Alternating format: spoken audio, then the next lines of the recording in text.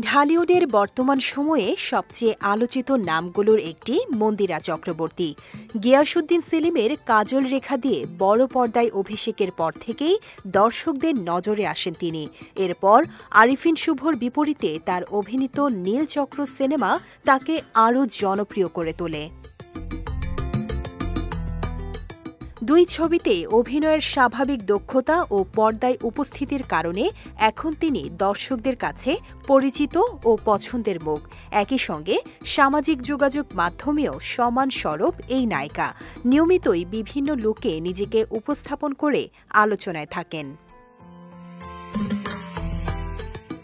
৬ December রাতেও নিজের official social media অ্যাকাউন্টে একগুচ্ছ ছবি প্রকাশ করেন মন্দিরা।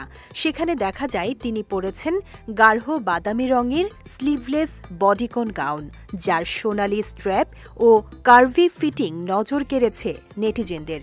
প্রতিটি পোজেই তার আত্মবিশ্বাসী ও আবেদনময়ী অভিব্যক্তি ভক্তদের প্রশংসা কুড়িয়েছে।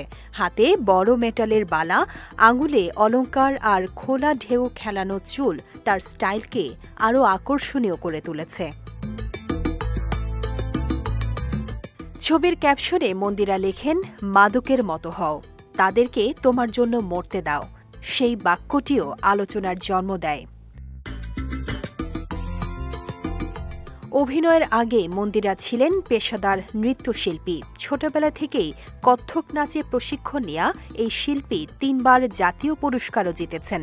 সেরা নাচিয়ে ২০১২তে রানার্স আপ হওয়ার পর তিনি নাটক, বিজ্ঞাপন এবং পরে চলচ্চিত্রে কাজ শুরু করেন, যদিও বর্তমানে তার নতুন কোনো সিনেমা ঘোষণার খবর পাওয়া যায়নি।